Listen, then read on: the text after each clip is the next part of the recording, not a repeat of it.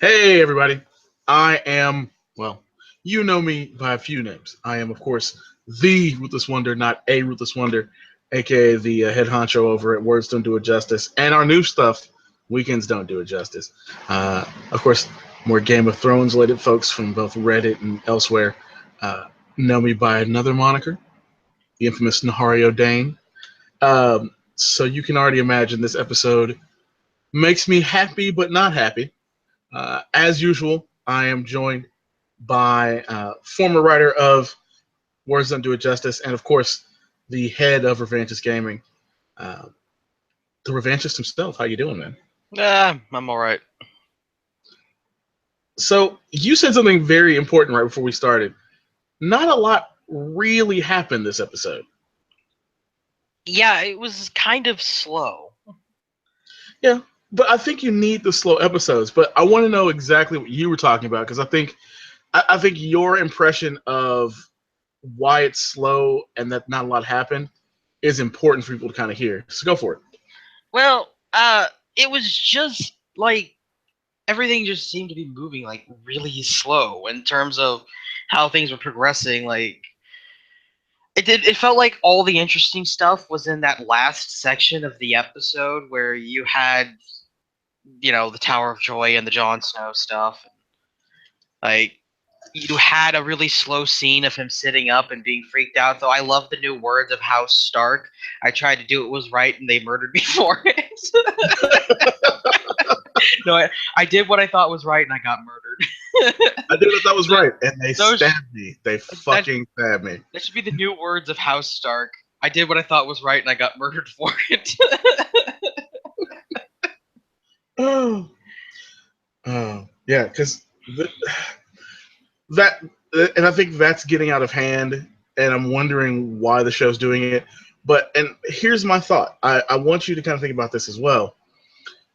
My big concern that this episode brought up, like I said, I agree with you that I think it was slow. I think it was supposed to do a lot of like build up after what they assumed was a frenetic pace in those first two episodes. But obviously the first episode we disagree with as far as speed's concerned. There was nothing speedy about the first episode to me. But Yeah. I think they were like, well, let's calm it down.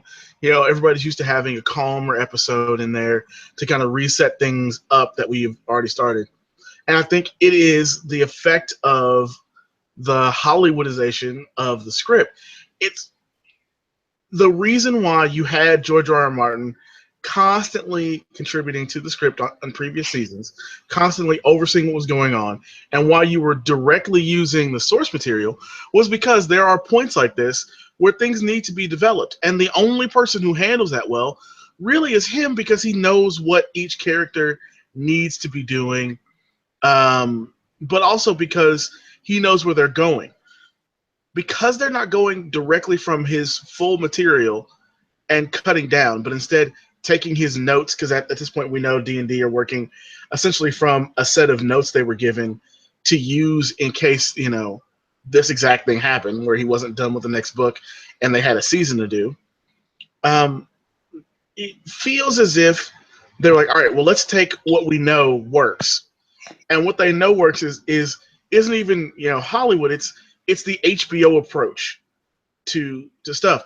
Like this to me felt like, I don't know if you watched it way back when, but this to me felt like Deadwood or 6 Feet Under. Like it was one of those like, we're gonna slow the pace down to a crawl, give you a little bit of something because we need to set up the next thing that's big I and spends money. did not watch those shows, but I did watch HBO's Rome, which basically laid the groundwork for Game of Thrones. With HBO's Rome was like the first show to get canceled because, like, the budgets for making these episodes were getting increasingly high, and that's why for their time there was actually a worry that Game of Thrones was going to get canceled because one of their episodes broke that limit that HBO Rome got canceled for. And Rome had a lot of the same problems with some of the episodes where it'd be like really slow feeling and you felt like not a lot really happened. And I guess we Yeah. found out what happened to Dorne as well, like an offhand comment. Yeah, so like that. Let's all right. Let's just get right into it. Let's go right into the like absolute rage-inducing Made dislikes of I have for this Dorn episode. in an offhand comment. They had the entirety of what is literally should be impossible is happening in Dorne, and no one's talking about it. And they're just like shrug. But, folks, if you haven't, and it's Friday, so I have no idea why you haven't watched this episode in full yet. But if you haven't paid attention to what they said about Dorne, it was that Alaria and Oberyn's daughters have apparently taken over the whole effing country. Yeah. Dorne all belongs to the Sand Snakes. Yeah, they said that the House Martell was toppled and now his killers rule the country. The freaking sand snakes that rule the country now. It's like, okay, well, I guess that happened off screen. I think that confirms the suspicion that they're just gonna like do away with Dorne and never return. No, like you laugh, but like honestly, that was something that and shout out to. All right, now look, Tony Teflon is my dude. He is my absolute favorite reviewer. My favorite theorist is of course Preston Jacobs. I like Preston's theories a little bit more than Tony's. That's just a semantic thing. But my favorite person to watch videos from, because and yes, disclosure, I back her on Patreon, is Rarist. And like she seemed just as like bothered by it as I am currently, but I'm far more angry about this. Dorne, for whatever you think about it in the books, I personally have a belief that the Dornish stories are the most interesting from an intrigue standpoint because so much has happened in Dorne over time, like that it makes like it. I don't know if you remember this. It's the if you remember the well, there's a Doctor Who episode where the Doctor's talking about this planet that just constantly gets conquered by people, so the people are just used to surrendering. It's the really cool episode where they're in the hotel and they're being chased by what turns out to be a Minotaur, or Minotaur if you're British. Uh, so like I think Dorne's interesting because everybody comes through Dorne. The Arm of Dorne brought the First Men. The Rhoynar came through Dorne. Like there are apparently that's one of the few places where the Children of the Forest like have not been in more millennia than they can count because there were so few weirwood trees that far south. Like Daenerys most likely was living in Dorne. There are no lemon trees in Bravos, people. Like all of these things happen in Dorne that make Dorne very cool, and the story of what they're doing so interesting that the show one cut out 90% of the cool stuff about Dorne, and two has now turned it into, hey, we're going to mention this, but no one's going to go there. Like it's the shadowy place from The Lion King at this point. Like what do you mean that they just took over the country? You just had a Dane on the show in this episode at the beginning fighting with young Ned Stark. What happened to House Dane? What happened to House Dane? Why is Dawn such a bold sword? Okay, folks. Now, I mean, obviously Ned Stark stabbed them all in the back. Oh Lord, that might actually be great here. Folks, all right, we're gonna bring this to a grinding halt and talk about one of my favorite swords to ever exist in the history of existences. Yes, I know that existences is not a word. In the book, they describe a very particular sword, like I said, that I call my favorite. It is allegedly made from the burning heart of a dying star. So a star metal sword. It is milky white in appearance. They've added some purple to the hilt and handle. It is called Dawn. And the sword Dawn, despite looking like a giant sword, but white and steel stronger than steel because it can sunder some of the best steel swords. We don't know how it reacts with Valyrian steel yet, but we know the Targaryens weren't messing around. They didn't come down there to try and fight somebody holding it, put it that way. So the sword is so amazing that it isn't given to the head of the house. It's not given to anyone on guarantee. To earn the ability to wield this sword, you must be, one, determined to be of House Dane in some fashion, and two, earn the title of Sword of the Morning. Now, what is Sword of the Morning? All we know so far is that you have to be an amazing swordsman, one, but you also have to have brought honor to House Dane to the point where this can be bestowed upon you. How do we know this? Well, one of my favorite characters, Darkstar, is not allowed the Sword of the Morning. Is not the Sword of the Morning, even though he is a House Dane member, and by all accounts of him appearing in the books, is an amazing swordsman. We do know that there is a second title besides Sword of the Morning, and that is Sword of the Evening. We don't know whether that person gets to hold Dawn, whether they're the person that used to have Dawn but no longer carry it, whatever it is. That already sounds like cool lore, right? Of course it is. The sword is amazing, and if you take a look online, people have made fan art of this sword, and George R. R. Martin has said to this point, no one's fan art looks as good as the actual sword would. None. So, instead, we got a regular steel sword with a little bit of purple on it. Really looks more blue than purple. And a sun at the end of the handle.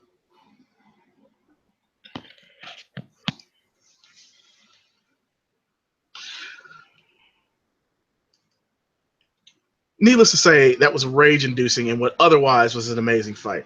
I absolutely, without reservation, loved the fight. And Riven, tell me how you feel, but I loved that fight at the Tower of Joy. Um, I thought the actual blocking for the scene was done really well. I thought that they did really kind of get quickly to what you really wanted to see, which was Arthur Dane take on two or three people, not take on six. So it really eliminated a lot of people very quickly. For how little time that they could actually devote to having that fight go on, I thought it was amazing. And a fairly realistic, considering you do have somebody who is a legitimately amazing swordsman, like a master swordsman. I believe he was on Rome as well, if I remember correctly. I know he's been on Black Flags. And then he actually trained the actor who played young Ned, and they then choreographed that fight scene. I thought it was amazing. What did you think? I loved the fight scene. I didn't like. Well, I mean, it was like you said, the swords were just normal swords. Like it was supposed to be this fantastic thing, and he just pulls out this normal looking sword. Yeah. But it was awesome just watching him waste everyone, and then it turns out the oh so honorable Ned Stark was not so honorable. And I love Brandon's reaction. I've heard this story 1,000 times. Father wait, he stabbed him in the back. Yeah. Yeah, so much for the honorable Ned Stark. Like he just lied his way through that one. Like I'm not gonna tell anyone that this guy stabbed Arthur in the back and then I just cut his throat. I was about to get wrecked, and some dude had to save me. Yeah. Okay, hold on. I'm looking at it right now. I literally went to go pull this thing back up so I could be correct in the way I'm describing it. All right. So the sword is normal steel hilt. The handle is purplish black, and yeah, there's literally just a sun at the end of the handle. A sun. Wow. A sun, people. So that brings me to another thing I liked about the story. Um, I was concerned that we were going to end up in a situation where Bran was going to get all of the Droid knowledge in one episode, and there would literally be no reason to pay attention the rest of the season. I know some people have complained about him not getting to see Lyanna right then, but I kind of feel like that should be the thing that he sneaks and does, behind Bloodraven's back, or you know, uh, figures out some way to get into the werewood net without Bloodraven's help and do it, and try to pull himself out, kind of thing, because he wants to know more about his family. He wants to see if he can change, the past. So I really kind of want to see him do that more on his own, and not necessarily being guided through it like he's supposed to be. The way they're doing it right now, at least. Yeah.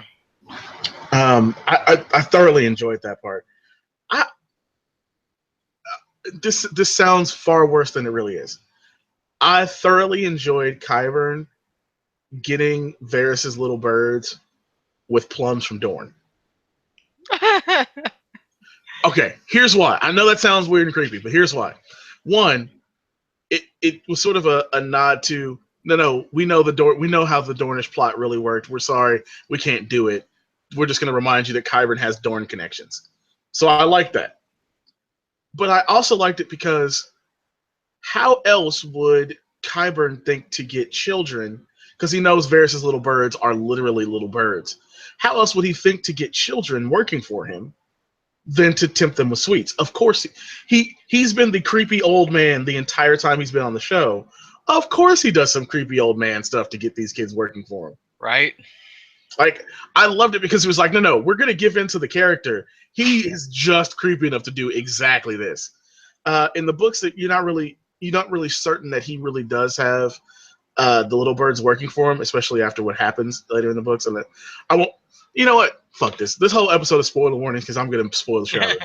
Like when Kevin Lannister gets fucking murdered by the little birds at Varys' return, which I fully expect to happen this season. I don't know when it's going to happen, but Qyburn mentioning that he didn't think Varys is coming back tells me exactly that Varys is coming back, and that probably Qyburn's going to die during the season. I think Kevin and Qyburn are going to get killed this season by both the little birds and a returning Varys who just appears out of nowhere, basically. Because they're basically the same guy. It's just Qyburn's better at the medical stuff.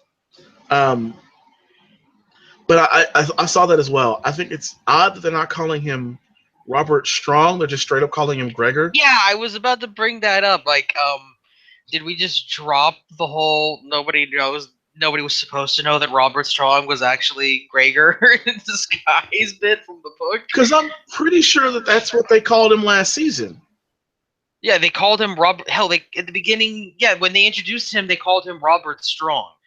And at the very beginning of the, it might have been a recap in the first episode where because they did say Robert Strong this episode, not this episode, this season. But now they're just straight up calling him Sir Gregor Cleon when they're in private. It's like, technically in the books they didn't actually like figure that out yet. I know Jaime Lannister was trying to figure out who he was and found out he didn't take food or water and that he's supposed to have,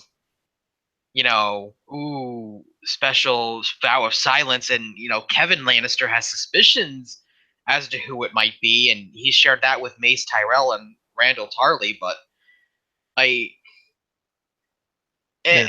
yeah, the difference is that at the small council meeting in the episode, they're sitting there discussing Gregor and how to destroy him and stuff like that. But in the books, in the small council, Kevin Lannister tells everyone that it's in their best interest that nobody question Robert Strong's identity. Nobody question Robert Strong's identity, and that he must prevail in Cersei's trial. Well, and the reality is that is correct. Regardless of how they feel about Clegane coming back as this zombified version of himself, Cersei cannot be allowed to lose her trial by combat. Even if they have to cheat, they have to make sure she lives, because the Faith getting to kill the Queen Mother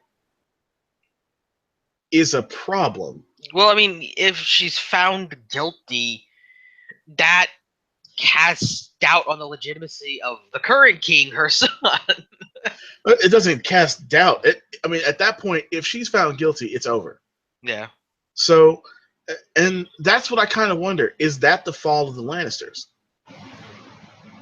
Is she going to lose? Now, again, we're going to spoil some shit.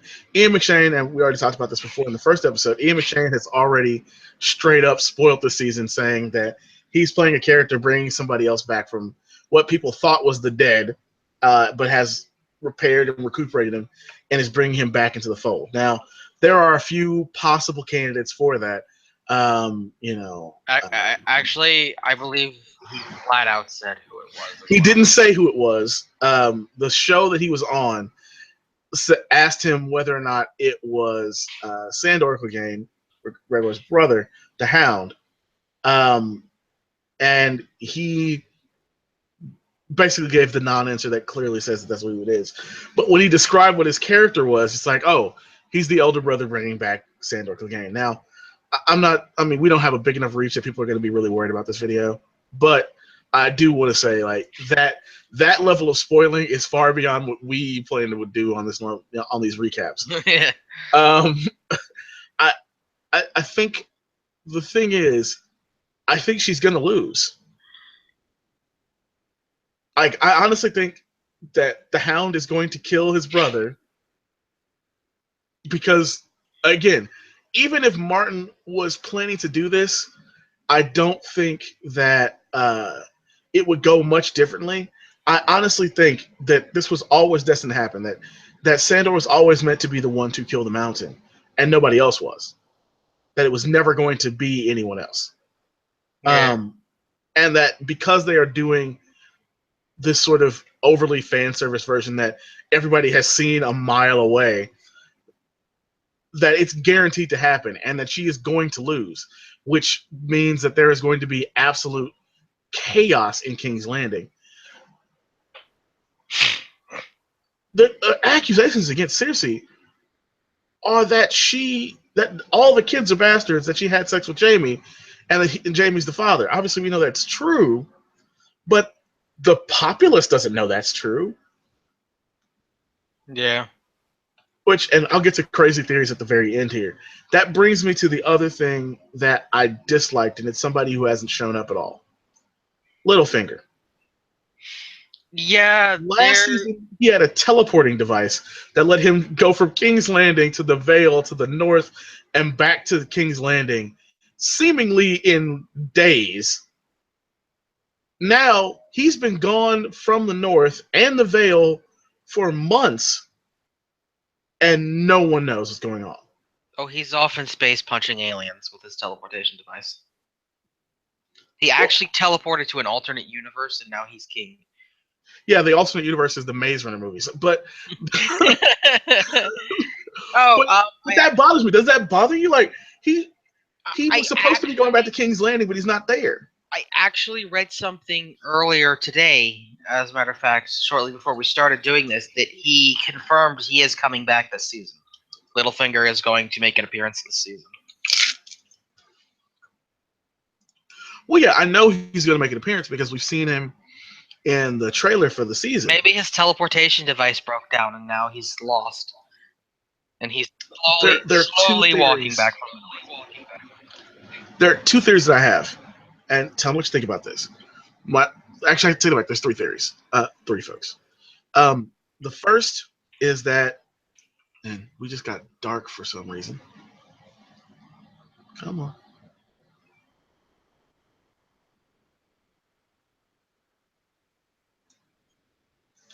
All right. So the first theory is that Littlefinger is in Bravos. I originally thought, and you can look back at the older episodes of this podcast on SoundCloud. SoundCloud.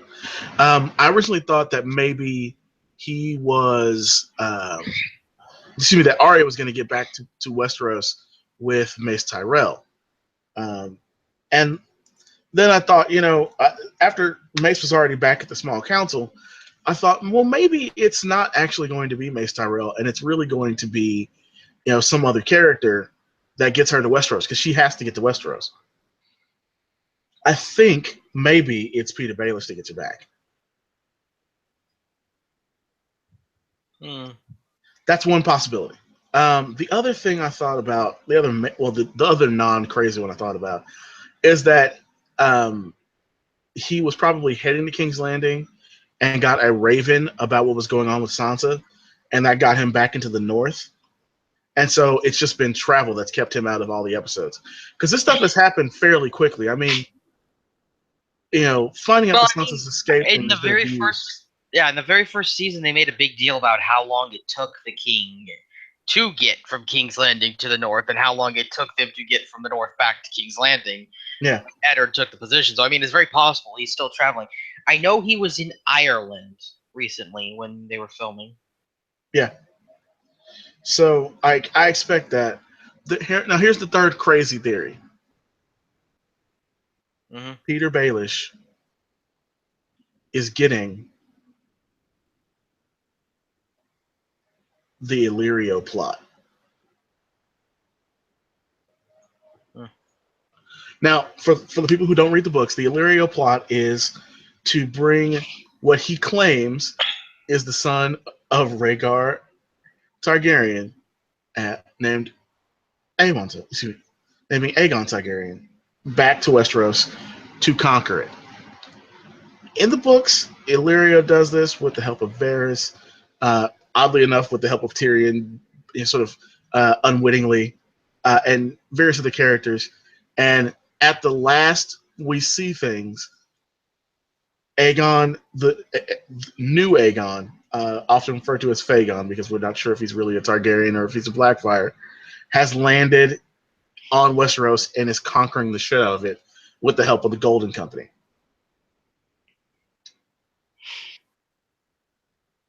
Because we haven't seen Illyrio's actor since literally the very first season, for a lot of reasons, some contract, some timing. I think that they thought, well, we can't do the book plot because we haven't had Illyrio around other people enough for it to work. But we can make Illyrio a cog in Peter Baelish's plot and give the entire Illyrio plot to Peter Baelish. Yeah. Because who better? It doesn't make sense for him to have done the things he's done, including, and this is the thing that tipped me off last season, and that as I was thinking about this before we recorded, I was thinking about this a little bit more. Illyrio's plot has Aegon coming and landing in the Stormlands. And by a course of what was being done, the Stormlands basically were cleared out from any issues. I'll tap this stupid thing. I really hate when it does this. There we go. So Illyrio's plot has him coming in the Stormlands. Last season, Peter Baelish, number one, no one's gone to the Stormlands, but last season, Peter Baelish handed off Sweet Robin to the Royces, to House Royce. And I thought that was odd. There really wasn't a reason to do that. Because that was his last bargaining chip. He passed off Sansa, he passed off Sweet Robin. There was no, he has no power other than having Harrenhal. So why would he do it? Well, show-wise, what place is entirely without heirs and has literally nothing going on with the story? Currently, Dorne. Well, no, I mean Dorne has been excised. It's not mentioned. No, well, I mean, right now, currently, Dorne has no heirs and has nothing going on with the story. Yeah, but we know Dorne has people actively in charge of it. No one's in charge of the Stormlands right now. Yeah. The only person that could lay claim to it got put on a boat and has been rowing infinitely ever since. So what if the way to deal with Peter Baelish and the way to keep him on the show and the way to basically get rid of the need to bring Illyrio's character back is that Gendry is Aegon Targaryen from the books, and Peter Baelish is the one backing him.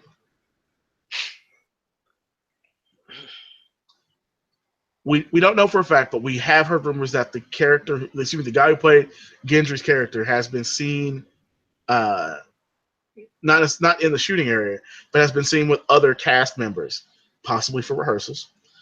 We know for a fact that Baelish has a reduced role this season because he wasn't there shooting for everything, but he was only in Ireland. Well, they only filmed 3 things in Ireland. Yeah. They filmed the Riverlands in Ireland. They filmed the Stormlands in Ireland. And I forgot they filmed part of the Northern Ireland. And obviously we know he's in the north because of the snow and him being in the trailer in the snow. But they don't shoot the Vale in Ireland. Yeah. I think he's back. And like I said, I think it's a crazy theory. It's an absolutely insane theory. Speaking of But insane theories, go for it. I just read a theory that Mira Reed is actually Jon Snow's twin, and that she is a Targaryen as well. Oh god.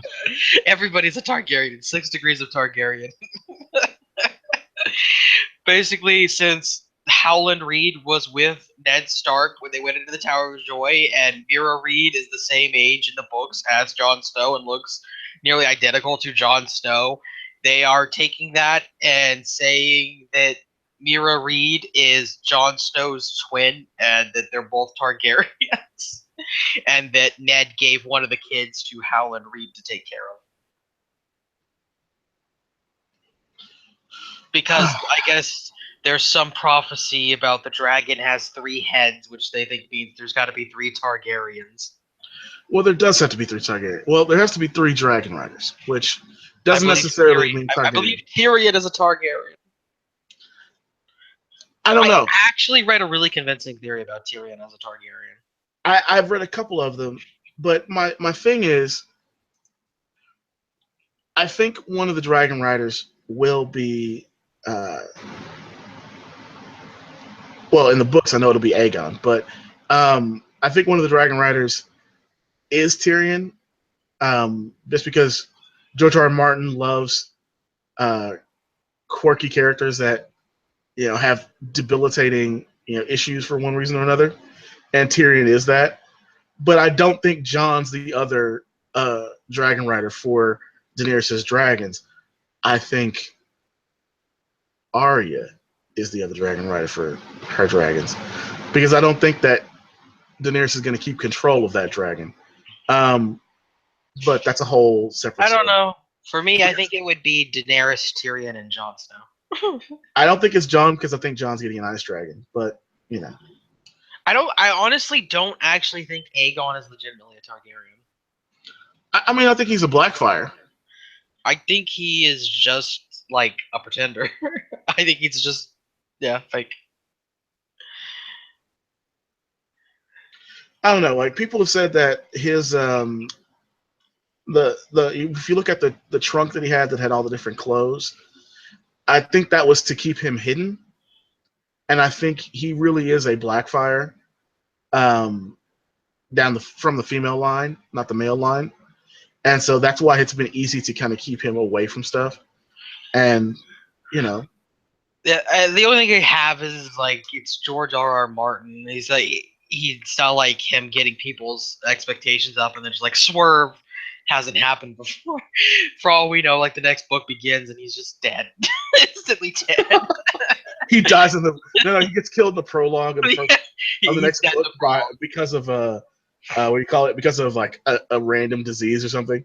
Yeah. Like not even grayscale, but like he catch he catches some like random other virus, He like catches bloody like the flux. Dornish flu and dies. Yeah. uh, I mean, you never know with fucking George R. R. Martin. That's the problem. though I will say, as far as Aegon theories go, I think he's going to die from grayscale. Like, I don't think he survives the story at all. Because I mean, I think Connington gives him grayscale, and that's how everyone finds out Connington has grayscale. I just think it would be too weird if Aegon actually turned out to be associated with the Targaryens in any way. It doesn't for me. I don't think the Targaryens are going to survive this story. I really don't. I think that there are other. I think the dragons are going to get loose and uncontrolled, and that'll repopulate the world with dragons. But I don't think any Targaryen control is going to continue to exist. I'm not saying Targaryen control. I just think it's implausible that Aegon is actually related to the Targaryen bloodline, Blackfire or not. Like, it makes more. It would make more sense if he was just a fucking random pretender. But everyone is like, yes, he's another blah blah blah blah blah. And I'm also thinking in my mind, like, if I was an author, what would I do? And I get people all stoked up for one thing and just like swerve. Yeah. No. So that brings us, of course, to the wall. I'm done with my watch. Okay, He there's poured good a and knife bad in to the my wall. heart. I like Tormund making a dick joke because like that's what he's been doing since he first showed up. But something's just like odd about the way all of that went. I must share this with you. Davos, who asked for it to happen, thinks like, "Oh my god, what have we done?" Basically, Yeah, right.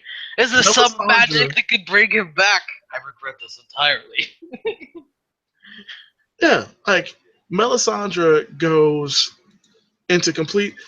There's prophecy and all this stuff, and you have to be like. Let me suck your dick. I didn't see anything.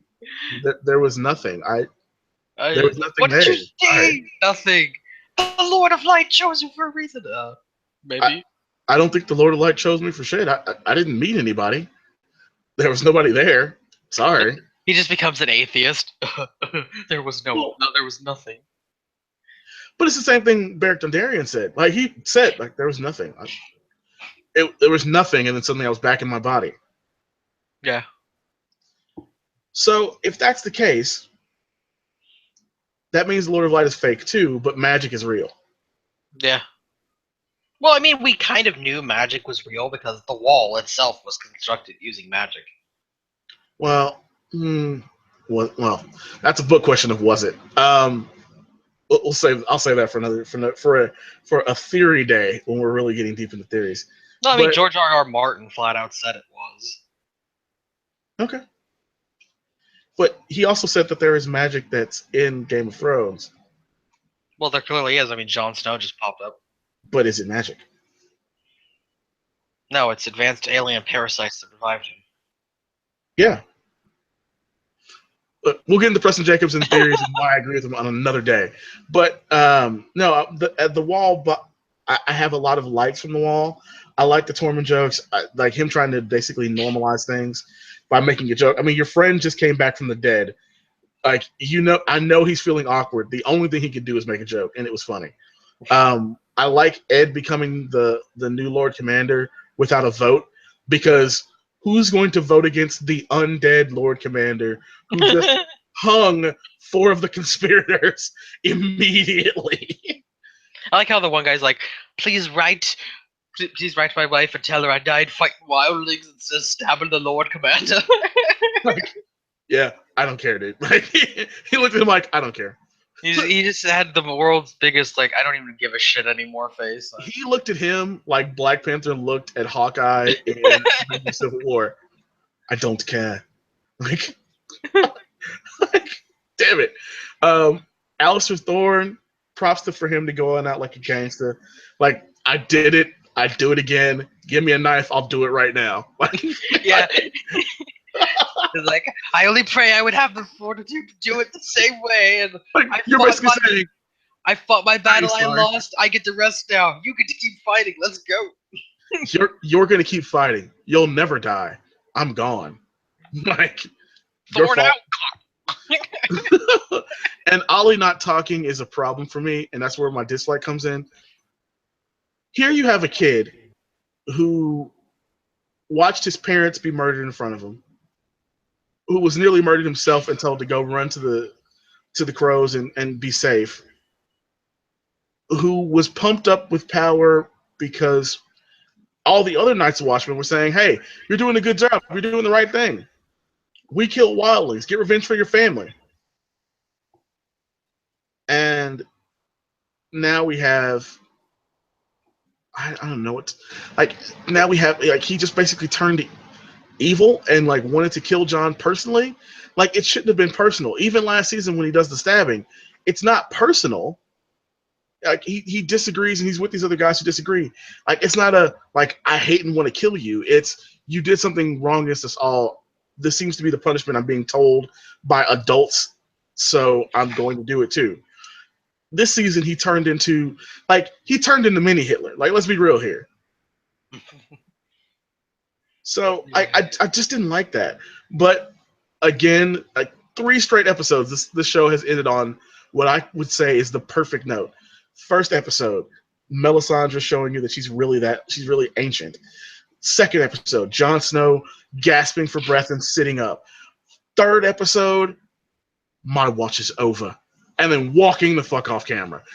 Like a boss. I loved it. I loved every second of it. Like, I was eating that stuff a lot. It was wonderful. But I mean, to a degree, like I said, I worry about the rest of the season because I know we're going to get a lot of rush stuff the rest of the season.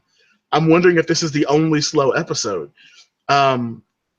Because if you remember, they've already said that they have only about 13 episodes worth of stuff left to shoot after having completed this season. So Yeah. I'm really wondering how fast we're going to get the rest of these episodes. I mean, we only have 7 episodes left now. So what are we going to get through that fast? That's a lot of people dying. That's a lot of plot resolution. Flashbacks. Oh. There's a lot of stuff to be done with. Like, how are you getting Arya back? What's going to happen with Daenerys and the Dothraki? Though, admittedly, and we'll get to them. These are in my dislikes. That's why I'm saving them. The Dothraki situation. Tell me if you don't see this coming. Wow. So yeah, every call is here, and they're going to decide what to do with you at the same time as they plan what they're going to do next.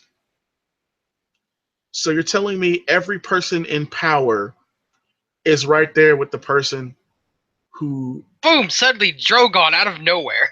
Yeah, it's like Drogon's going to appear out of nowhere, and one of two things is going to happen. One, he's going to appear... become barbecued. Yeah, and she's going to kill all the calls and basically have all the Blood Riders and all the women, as part of her army. Or, and this is what I thought too, they've never seen a dragon before. Definitely not something Drogon size. Yeah. They may say, like... Just like a brief pause. Wait, is that the Great Stallion? Maybe that Drogon is the Great Stallion who mounts the worlds, and because she controls him, like, she is the one that they're supposed to follow, and they might all follow her. And that might be the way to get out of there. I have a feeling it's going to turn out, because of everything that's happening with Yunkai and Astapor, it's just going to turn out to Daenerys acquires a new Dothraki army. Like, it's either that or Drogon's going to have to barbecue every last fucking Dothraki there to get her out. Yeah, and I'm also thinking, hold on, there we go. Come on. There we go. I'm also thinking that... My old friend. No, the damn... All right. I mean, come on, camera. There we go.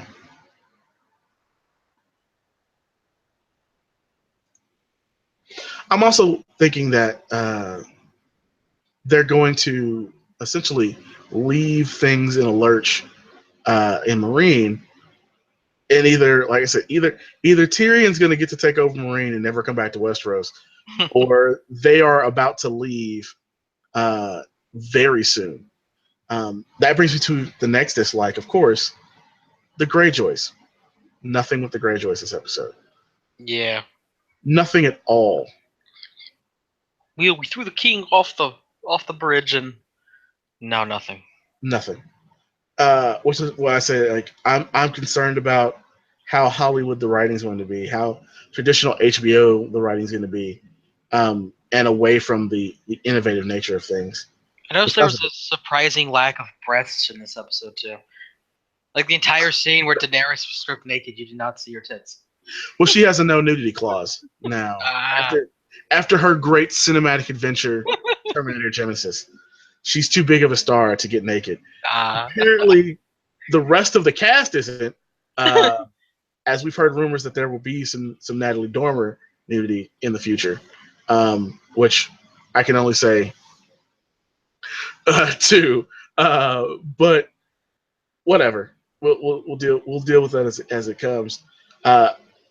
For those who don't understand my theory on the nudity in Game of Thrones, at the TV show at least, is important for a lot of reasons. One, it keeps things in historical context, because honestly, we're not dealing with modern, proper thoughts on sexuality and civility. We're dealing with a medieval culture. Yes, you can say it's a fantasy setting. It's still a low fantasy, high, like I said, at best medieval, at worst tribal sense of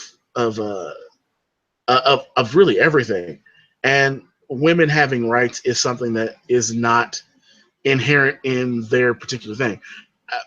I don't like or dislike it. It's just part of the situation.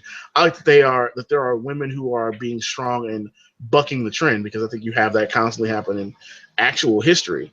Yeah. But and that it makes it having women without power in the show means that the moment when women have overwhelming power, like Daenerys scenes, it makes those scenes much bigger. Yeah, it You know makes what I it mean? a more poignant point that these things exist and that they're, yeah, it accentuates the awesomeness of the ones that do. Yeah, like what was it? Well, honestly, I mean the Like Dune situation. I liked the flashback scene with Lyanna Stark and Winterfell. Oh yeah, no, that was great. Um, I talked about that in my recap. There we go. I talked about that in my recap. I really liked that because it was like, yeah, she's not the oldest, she's the second oldest, but she runs that place. Like, Yeah. you're gonna do what Liana says. Shut up and deal with it. So I really think it's important for them to recognize and deal with that stuff as well. Um, Getting to the next dislike, the situation at Winterfell. I'm already mad that they killed Roose like they did, Yeah. but and I said that I won't get back into that because that's last reaction. But uh, the Umbers giving up Rickon Stark for what? We need help fighting the fucking wildlings. If you're mad at Jon, you wouldn't give his little brother, who's a real Stark. Jon's not really a Stark. Yeah. To the common people, he's not. He's a bastard, so he doesn't count. So why would you give up Rickon, who by all rights would give you power in the North, and kill Shaggy Dog? Kill him. And according to the actor who plays Rickon, that is Shaggy Dog's head. He is dead. Uh, I mean, I feel like it's just the obligatory Stark tax in Game of Thrones. Like, you can't go too long without killing off a Stark somewhere.